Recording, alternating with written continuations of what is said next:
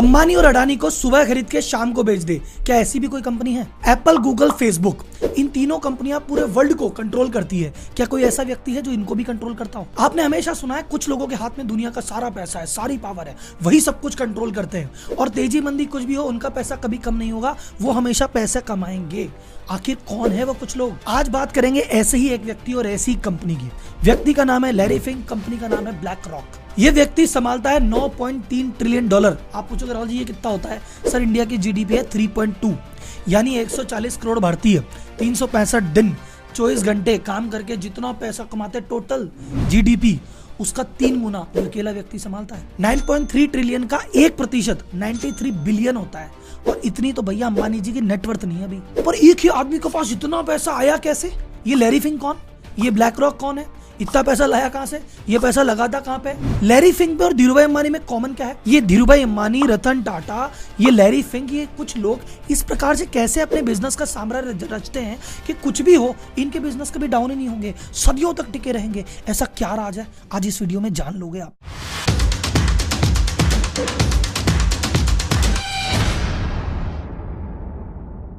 अब पहला सवाल, ये साला है कौन लैरी फिंक? हमने नाम ही नहीं सुना इसका। भाई साहब जितना बड़ा काम लैरी भाई ने किया है ना, उसको करने के लिए जो जिगरा चाहिए, या तो दिल टूट के आता है, ईगो हट होके आता है। जब बंदा इस मोड में रहता है ना कि ठुकरा के मेरा प्यार तू इंतकाम देखेगी, तब जाके इतने बड़े बड़े काम होते हैं। भाई साहब ने पढ़ाई की थी पॉलिटिकल साइंस की, लेकिन कमाने घुस गए शेयर मार्केट में। अब देखो पॉलिटिक्स से क्या मिलता है? पावर।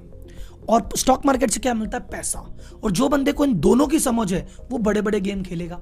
भारत में इन दोनों की समझ किसको थी? धीरूभाई अंबानी को। स्टॉक मार्केट के भी जानकार थे, बिजनेस में भी हाथ पक्का था और पॉलिटिक्स में भी सही पकड़ थी। इस चक्कर में उन्होंने इतना बड़ा साम्राज्य रच दिया उस समय जो कोई सोच नहीं सकता था। टाटा बिरला के नाम हुआ करते थे, उनको पार करके अंबानी जी पैदा हुए और ऐसा ही कुछ किया लैरी फिंक ने और इतना बड़ा नाम बनाया। आखिर किया क्या, आगे डिस्कस करेंगे। तो इन्होंने जब 23 वर्ष की उम्र में काम चालू किया तो बॉस्टन करके कंपनी में चालू किया। उन्होंने एक चीज इन्वेंट की, डेट सिंडिकेशन। इन्होंने कहा जो छोटे मोटे लोन बांटते हो ना, इसको एक काम करो, इसका बंडल बना लो और टुकड़े करके अलग अलग चीजों में बांट दो। अब ये जो चीज थी डेट सिक्योरिटाइजेशन, यही वो चीज थी जिसके कारण सन 2008 में इतना बड़ा क्राइसिस आया था। तो जिस क्राइसिस से अमेरिका और पूरी दुनिया हिल गई थी, इस भाई ने उसकी नींव रखी थी। 23 साल की उम्र में काम पे लगे और 31 साल की उम्र में बन गए बैंक के एमडी। इस कंपनी को इन्होंने इस साल में $1 बिलियन यानी 8,000 करोड़ से भी ज्यादा कमा के दिया। आप बोले राव जी स्टोरी तो बहुत बढ़िया चल रही है, फिर इसमें दिक्कत कहां है? ईगो हट का है। ईगो यहाँ पे हट हुआ कि भाई साहब कंपनी होती है। इतने सालों में 8,000 करोड़ कमा के दिया, बट ये और कॉन्फिडेंट हो गया, अरे अपने को सब आता है, अपने को सब आता है, थोड़ा ज्यादा रिस्क ले लिया और एक ही क्वार्टर में मात्र 3 महीने में $100 मिलियन यानी लगभग 800 करोड़ का घाटा लगवा दिया। अब भाई साहब ये जो घाटा लगा, इस घाटे के साथ इनकी इज्जत गई। मार्केट में बोले हुए बड़ा नेता बना फिरता था, ये किया वो किया, लग गए ना भाई साहब, लग गए ना भाई साहब। तो पूरे मार्केट में से अनटचेबल हो गया। कोई इसके साथ काम नहीं करना चाहता, कोई इसको नौकरी भी नहीं रखना चाहता। और जो करंट फर्म थी उसने ये नहीं सोचा भी 1 बिलियन कमा के दिया है, उसने कहा कमा के दिया जो दिया तूने ये क्या कर दिया, तो बाय बाय टाटा जय माता दी। तो उसके बाद बंदे का ईगो हट हो गया, बोले साला इतना कमा के दिया तुम भूल गए, जाओ किसी के लिए काम नहीं करते, खुद की कंपनी खोलेंगे। तो 1988 की उम्र में जब ये 35 साल के थे, इन्होंने कहा फंड कहां से मिले? तो इनको मिले भाई साहब मिस्टर स्टीव। ये भी अपने तरह के लेजेंडरी इन्वेस्टर थे, इन्होंने भी अपनी जिंदगी में खूब धूम धड़ाके किए। उनको लगा ये बंदा टैलेंटेड है, इसमें दम तो है, इसको मौका देना चाहिए। इनकी कंपनी का नाम था ब्लैक स्टोन। तो इन्होंने कहा कि चलो अपन साथ में पार्टनरशिप कर लेते हैं, मैं $5 मिलियन आपको देता हूं क्रेडिट लाइन और आप काम तो चालू करो। अब इनको काम का एक्सपीरियंस था, जोट खाए व्यक्ति थे, ईगो हट व्यक्ति था, इन्होंने धीरे धीरे काम किया, एक्सपर्ट तो ये चीज थे। एक समय आया, जी जो कंपनी है जनरल इलेक्ट्रिक, उसके सीईओ थे जैक वेल्च। उनके पास बहुत सारी ऐसी एसेट फंस गई थी जो समझ नहीं आ रहा था इसका क्या करे, और फाइनेंशियल एसेट थी। लैरी फिंक को बुलाया, बोले भाई ये एक्सपर्ट है, ये चीजें जानता है, इसी ने इन्वेंट की है। ये गया और उन्होंने जाके जी की वो प्रॉब्लम सॉल्व कर दी। तो वहां से थोड़ा पैसा मिला और जी ने कहा यार हमारे ये वाले मैटर तुम देखा करो। और जब जी ने भरोसा किया, जो कि नंबर 1 कंपनी थी, तो भाई साहब धीरे धीरे सबने भरोसा किया। तो मात्र 5 साल के अंदर इनका जो असेट अंडर मैनेजमेंट है वो हो गया 20 बिलियन और धीरे धीरे कंपनी आगे बढ़ने लगी। अब जो स्टीव भाई साहब थे वो अपने जमाने के खिलाड़ी आदमी थे, वो कहते हैं मेरे हिसाब से चलो। लैरी भाई अपने जमाने का आदमी था, कहता मैं ऐसे चलूं। जब तो 2 कद्दावर आदमी होते ना तो ईगो बढ़ता है। तो इन्होंने कहा यार भैया एक काम करो, अपन इन्हीं बैटरी अलग हो जाते हैं।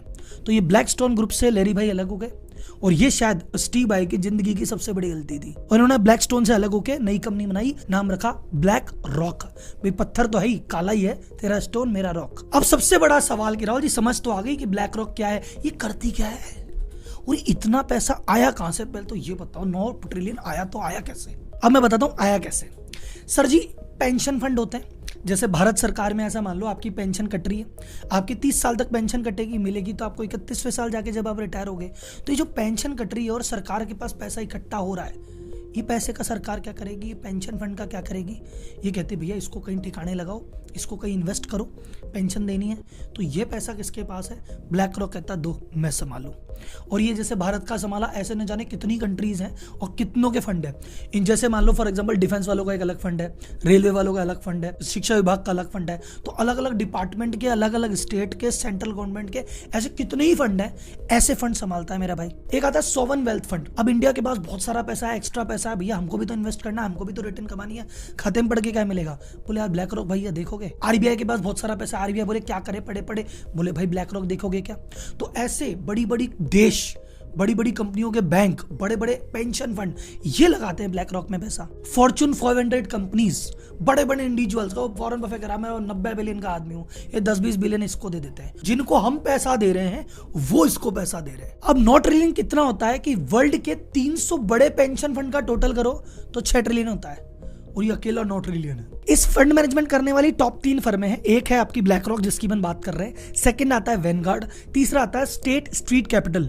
ये तीनों मिलके अमेरिका के जीडीपी का 70% अकेले संभाल रहे हैं। अब आपके मन में एक सवाल आया था कि ये इतने सारे पैसे को इन्वेस्ट कहां पे करता है? तो ये इन्वेस्ट कहां करता है, कैसे करता है, कैसे पूरी दुनिया पे कंट्रोल करता है, और कैसे ब्लैक रॉक हम सभी को ओन करता है, और किसी तरह से ये टाटा, अंबानी और ये बड़े लोग अपना व्यापार सेट करते हैं कि सदियों तक यही खड़े रहेंगे, जानेंगे थोड़ी देर दिया गया है। अब बात करते हैं ब्लैक रॉक इतने पैसे के साथ करता क्या है। ब्लैक रॉक इतना इन्वेस्टमेंट करता है कि आप मानो कि वर्ल्ड के टोटल शेयर और टोटल बॉन्ड वैल्यू का 10% अकेला ब्लैक रॉक है। ब्लैक रॉक जितना पैसा संभालता है अमेरिकन जीडीपी का 50% भाई अकेला है। ये वर्ल्ड का लार्जेस्ट शैडो बैंक है, और ये वो कंपनी है जो पूरी दुनिया को कब्जे में रखती है। आप कैसे कह सकते हो पूरे वर्ल्ड को ओन करती है? सर एप्पल इतना बड़ी कंपनी है, अपने सेक्टर की नंबर 1 कंपनी, उसमें 6.5% ब्लैक रॉक रखती है। वेरिजोन में 7.5%, फोर्ड में 7.25%, फेसबुक का 6.5%, वेल्स फार्गो बैंक का 7%, जेपी मॉर्गन का 6.5%, डॉइचे बैंक का 4.8%। कुल मिला के लगभग हर बड़े सेक्टर में,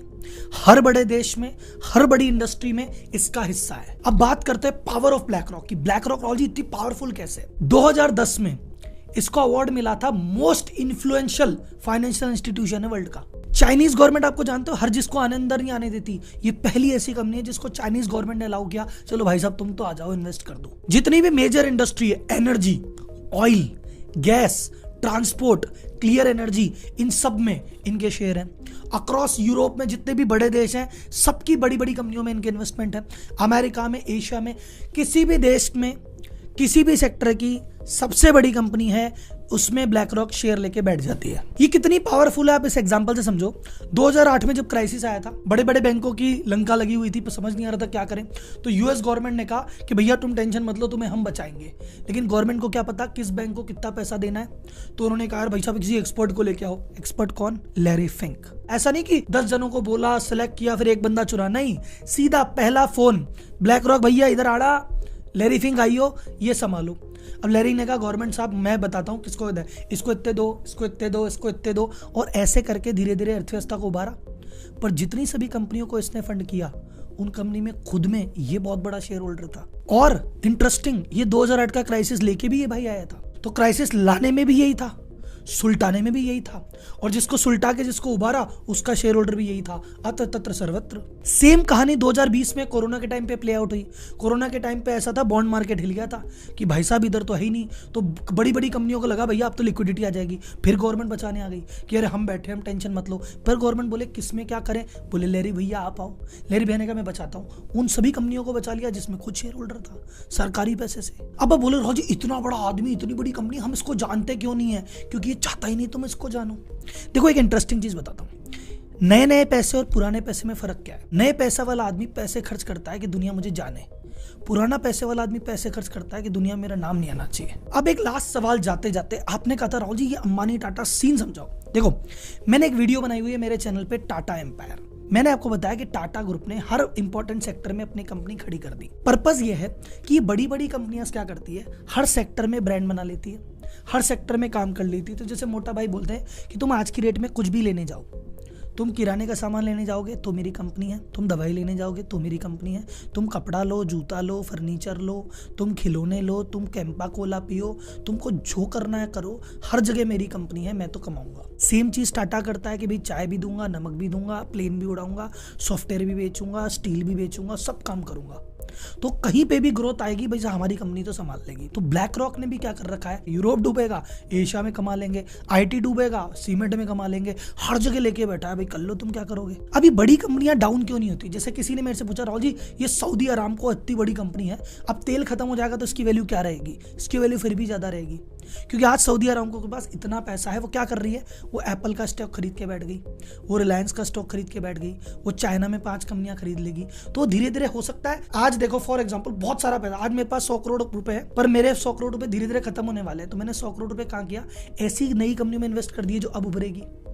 जब वो उभर जाएगी और वोट जाने होगी तो मैं उनका स्टेक नहीं में कर दूंगा। तो ये जो कारवां है ना, ये हमेशा चलता रहता है। तो इसलिए पैसे वाले हमेशा पैसे वाले रहते हैं, और गेम हमेशा पैसे और पावर का ही है। तो अगर आपका पैसे पे कंट्रोल है तो भी आप हीरो, और अगर आपका पावर पे कंट्रोल है तो भी आप हीरो, और दोनों पे कंट्रोल है आप हो सुपर हीरो। तो आज की वीडियो में बस इतना ही। ब्लैक रॉक पे मैंने रिसर्च की, बहुत सारी वीडियो मिली, लैरी फेंग पे बहुत सारी वीडियो मिली, पर अगर आपको लगा कि सारी वीडियो में ये अलग निकल के आई, इसने जो समझाया, तो लाइक करके एक बार मुझे प्यार से कमेंट बॉक्स में बता देना कि भाई ये वीडियो आपकी बढ़िया थी। ठीक है, इसी इंस्पिरेशन इसी मोटिवेशन के साथ अगली वीडियो फिर लाते रहेंगे।